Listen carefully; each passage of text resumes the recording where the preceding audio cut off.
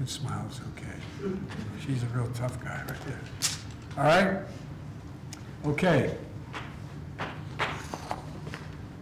Can you guys hear us?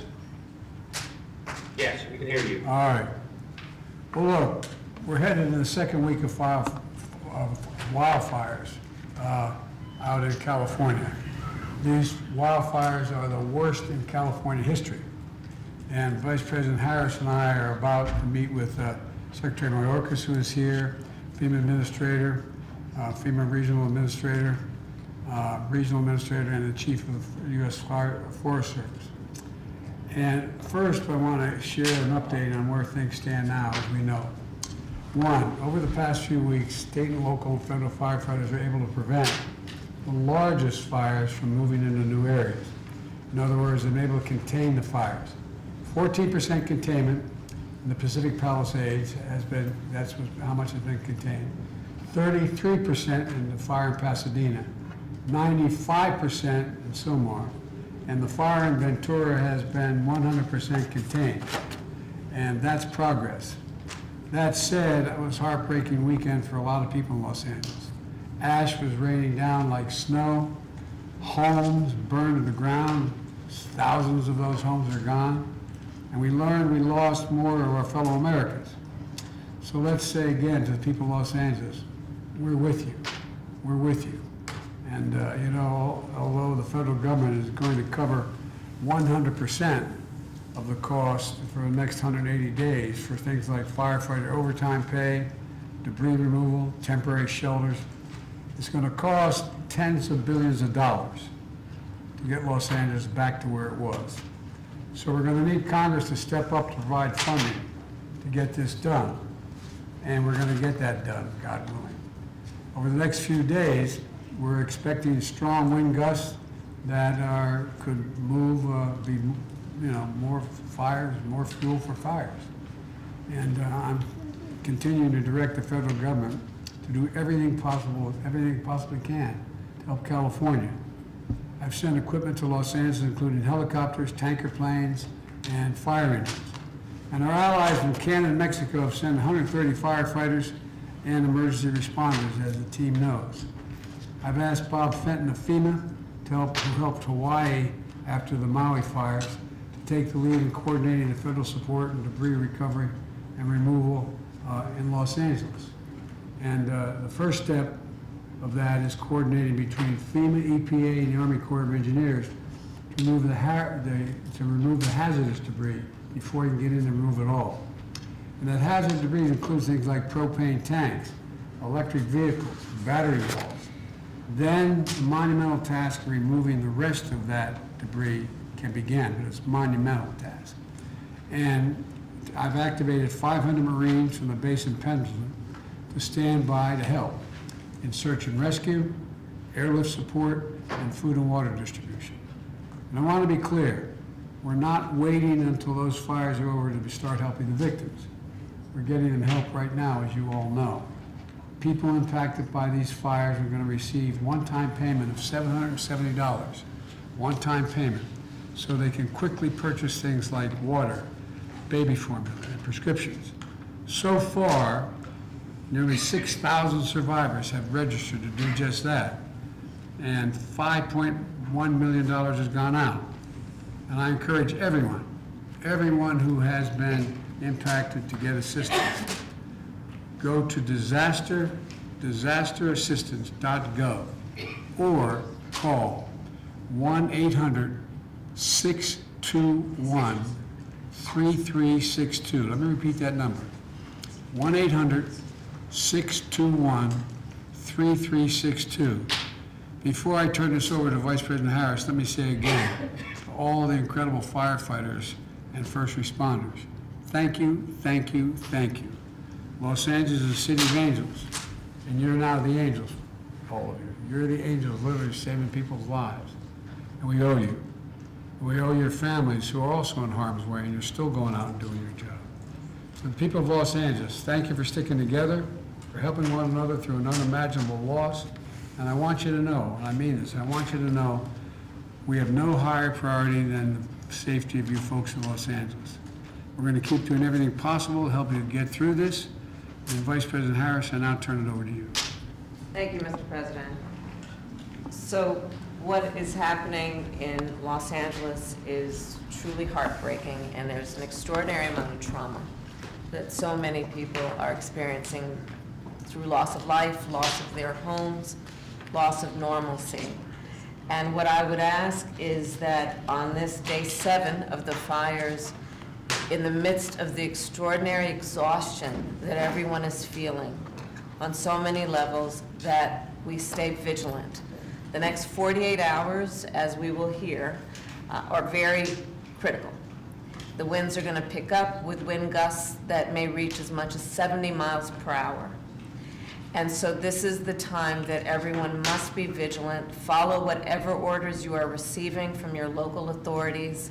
If you are in any area where you may be called to evacuate, collect your belongings that you would want to take in the tragic event that you have to evacuate, and please be ready and prepared in that event. Lots of people who still have a home, who are under evacuation order, I know you want to get back home, but this is a time to be patient. There is still so much work that firefighters, police officers, FEMA and others are doing that is about search and rescue. The work that still needs to be done to ensure the safety around utility lines.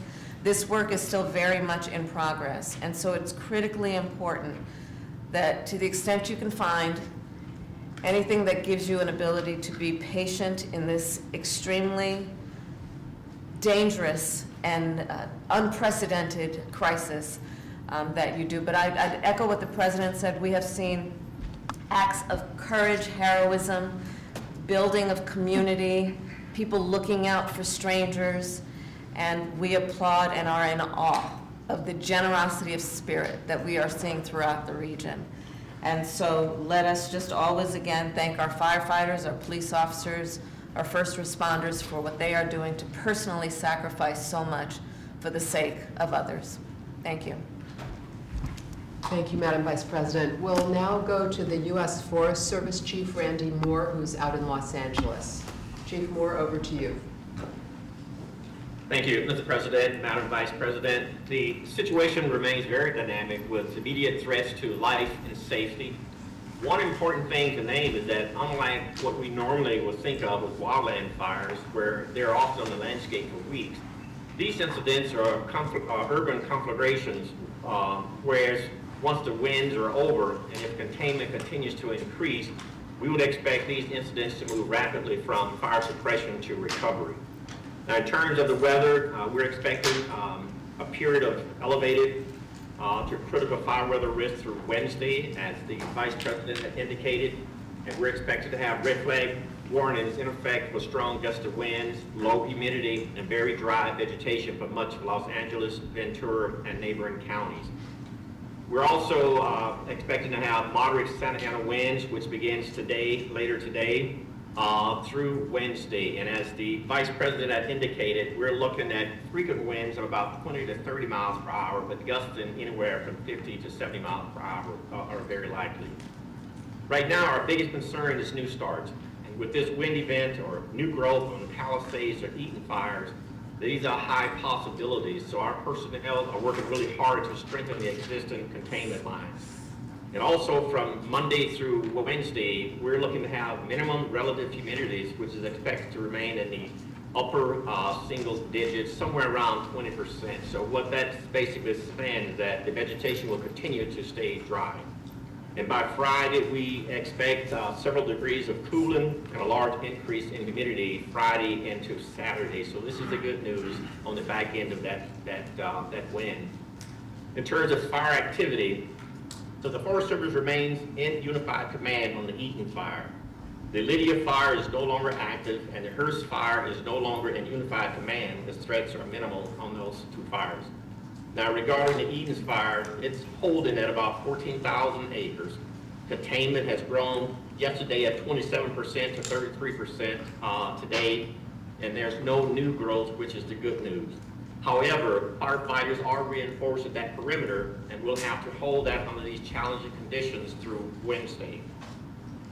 We're looking at nearly 40,000 structures remain threatened, and earlier remote sensing is reporting a number of structures have been destroyed. And we are in the process of doing damage assessments by ground truthing to see what we think that we're seeing from the air. There's 8 confirmed civilian fatalities as a result of this fire, and as of yesterday, there were 50 crews, 375 engines, 16 helicopters, and over 3,400 personnel that was assigned to this fire. The Hearst fire is 95% contained, spread is minimal, and it has calmed down, and the repopulation started yesterday. We still have about 100 firefighters out there doing what we call mop-up duties. That's where they're seeing smoke to put the fire completely out. So we'll continue to patrol the area and do mop-up activities. We continue to support the Palisades fire. We're having moderate fire behavior that persists. We currently have about 23,700 acres that are burned, and the fire is about 18% contained as we speak. There's also 2 confirmed civilian fatalities on that fire as well. We currently have about 115 crews, 540 engines, 44 helicopters, and 5,123 personnel that are assigned to this fire. To date, we're successfully filling resource requests for both initial tag and incident support. And as of this morning, there's about 9,000 firefighters that are assigned to these large fires that we're talking about here. Now, this does not include the many who's assigned to their home units or pre-positioned to their different units to provide initial attack on new starts. And we continue to have firefighters coming from all across the country, relieving some of the firefighters who has been pressing really, really hard. And we'll continue to mobilize personnel as well as equipment. Now, aviation resources that is operational as of this morning, we have 4 Forest Service and 1 CAL FIRE area supervision modules. These are for the lead planes that are going in, guiding the large planes. We have 12 air tankers. We have 18 water dropping helicopters. We have 3 water scoopers. And all 8 of the Department of Defense modular area fighting firefighter systems tankers are at South Ops or down in this area. 7 of them are in service, and we're still working on 1 that has some mechanical problems on the tail of the plane. That's expected to be fixed and operational later this evening, so for activity or for duty tomorrow. So tomorrow we're looking to have all 8 that are in operations, and as I said earlier, we have 7 that are operating now. A request for assistance has been sent, as I mentioned earlier, to our Canadian partners, looking at mobilizing 2 of the CL-415 water scoopers. They are expected to clear customs on Wednesday, and they'll be available after they clear federal inspections and check rides. You know, it's important to, when we talk about aviation, it's really important to emphasize that aviation resources cannot fly safely when the winds are high, like what we're talking about. So this is a situation that needs to be continually monitored. And I can't emphasize enough how important it is to closely coordinate among all partners in managing aircraft in this limited airspace. Our National Airspace Coordinator is heavily engaged with all of the people that are concerned, looking at safe operation of our aircraft in this area. And, you know, we're working with CAL FIRE to evaluate the offers that we're getting from our international partners, and this thing is dynamic and is rapidly changing. But given where we are in a year, we have very little competition for firefighting resources nationwide, and so we can still draw upon untapped federal, state, and local firefighting resources. Our initial attack rate continues to be really high. You know, we're staffing firefighters 24/7. To give you an idea, we have right at about 2,000 federal firefighters that are in station for what we call quick response emergent fires. That's the new starts. To give you an idea of how successful this group of people are, this group of firefighters are, since January 6th, we've had 235 new fire starts. And we have kept many of those, just about all of them, down to 5 acres or less. And I say that because that's pretty significant considering just the 4 large fires that we've had and the damages it's causing. This team of firefighters, both state, local, federal, and others tribes, have kicked back 235 new starts of fires. So we're looking at moving into post-fire recovery at some point, so the efforts are already underway. We've already provided post-fire imagery maps to the state's watershed emergency response teams, as well as the federal response team for both the Eaton fire and the Palisades fire. And we're in the process of also doing the same thing for the Hearst fire. Now, these post-fire images that we are providing, they're basically soil burn severity, which a team uses to produce a soil burn severity map. So we can look at the type of reclamation activity that need to take place after the fire. The Forest Service is also coordinating with our fellow USDA agencies, including Rural Development, Farm Service Agency, and Natural Resources Conservation Service, to provide an integrated effort for long-term recovery needs. And our research department is also working with the City of Los Angeles and other water providers to provide some ash contamination modeling for water users. So we're likely to have boots on the ground of these teams by Thursday morning after the red flag incident subsides. End of report. Randy, is there any more support the federal government can be providing support to the firefighters doing this heroic work? Anything else we could do? I think when you look at the amount of aircraft, I think we provided everything that's been asked for and that's needed. In terms of firefighters, we have what we call UTFs that's unable to fill. We don't have any unable to fill positions that have been requested to date. Thank you. Madam Vice President? Randy, if, God forbid, the fires go beyond Los Angeles County, given the surge of resources into Los Angeles, what is your level of confidence that we'll be able to get the resources to any neighboring county in time?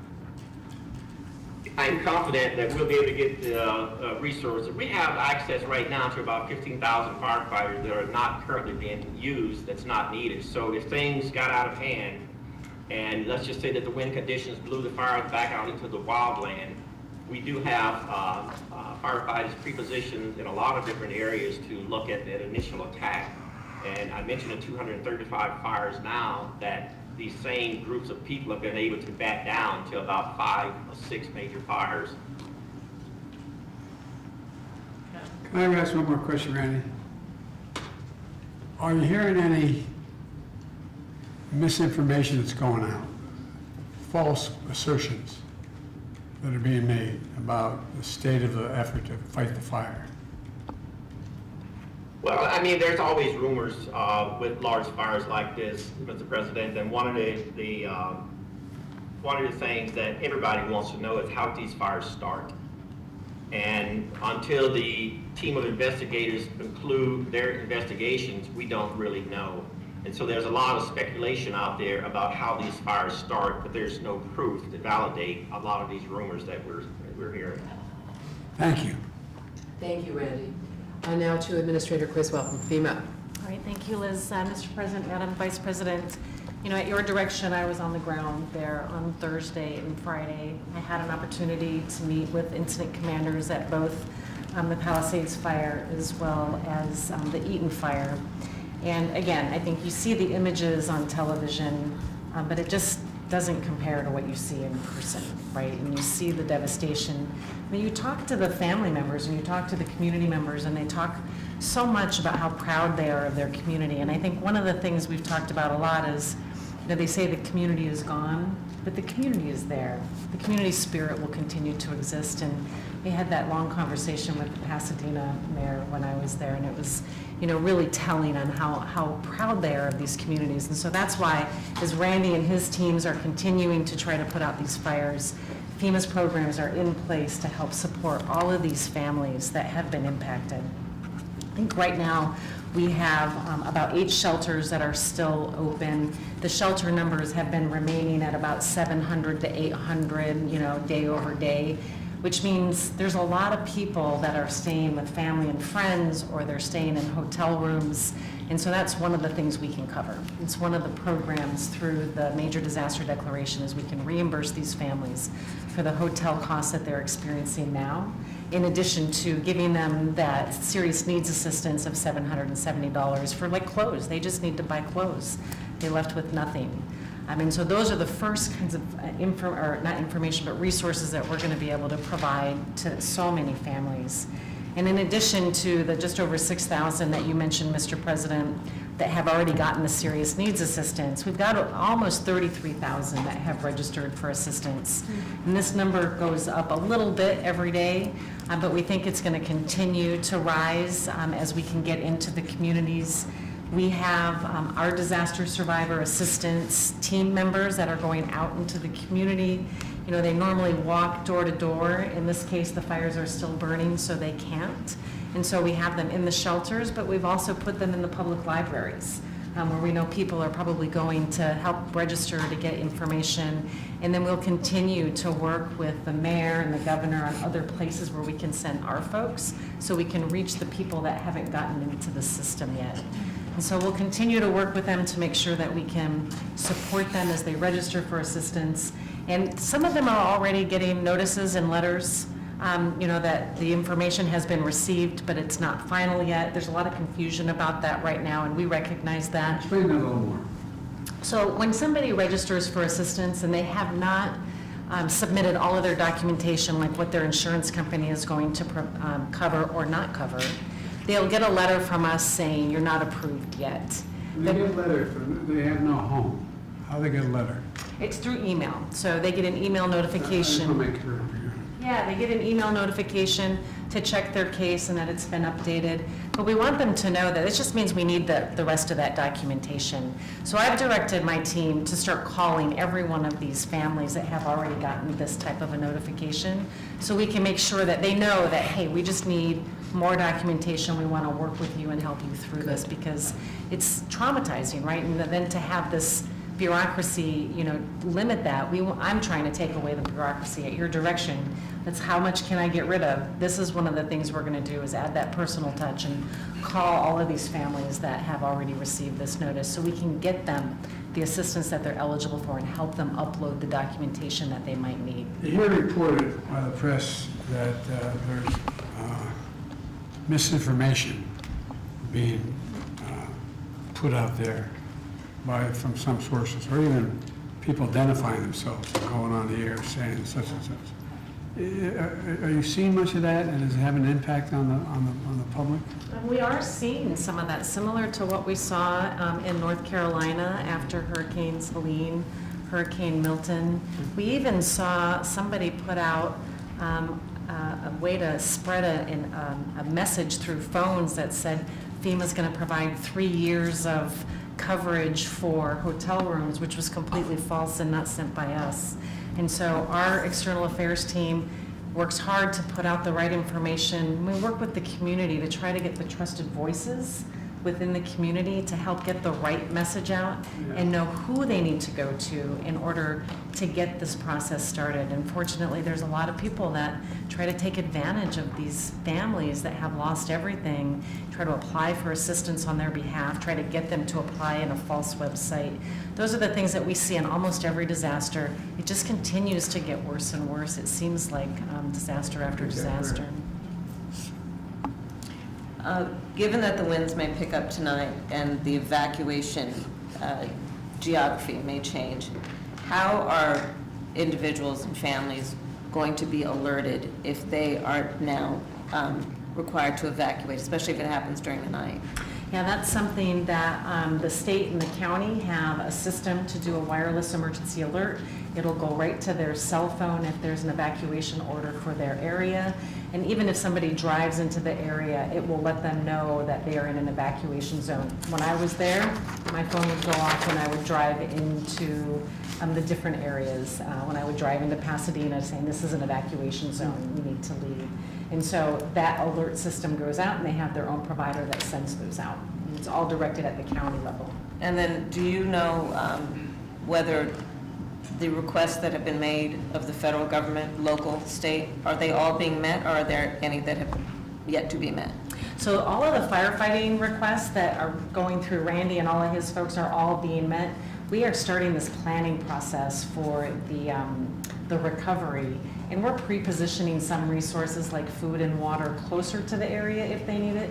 California's resource, they got a lot of resources, and so they have plenty that they're drawing from their own stockpiles right now and don't need ours, but we want to make sure if they do, we have ours ready to go. And so anything that the state has asked for outside of the fires that FEMA would provide, we've been able to meet all of those requests. Liz, do you have anything to add to that? Thank you very much. All good. So that, What is your view, sir?